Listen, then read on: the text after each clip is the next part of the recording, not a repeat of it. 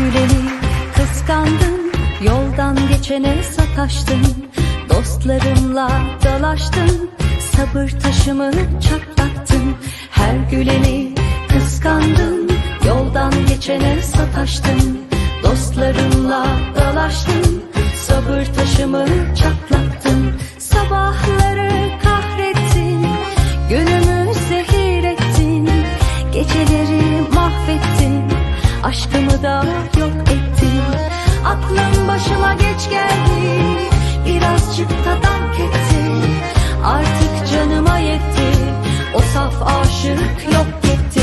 Şimdi uzaktan bakarsın, kafan basmaz zorlarsın, biri sana anlatsın, beni mumla ararsın. Şimdi uzaktan bakarsın, kafan basmaz zorlarsın, biri sana anlatsın, beni mumla ararsın, beni mumla ararsın.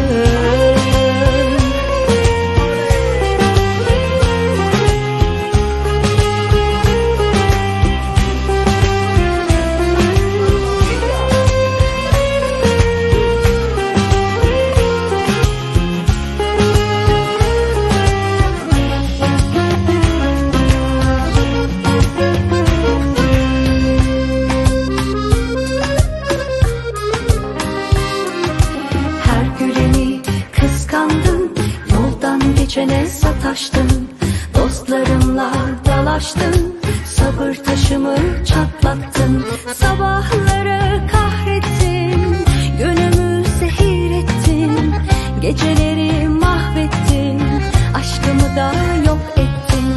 Aklım başıma geç geldi, birazcık da dank etti, artık canıma yetti, o saf aşık yok gitti. Şimdi uzaktan kafan basmaz zorlarsın, biri sana anlatsın, beni mumla ararsın. Şimdi uzaktan bakarsın, kafan basmaz zorlarsın, biri sana anlatsın, beni mumla ararsın, beni mumla ararsın.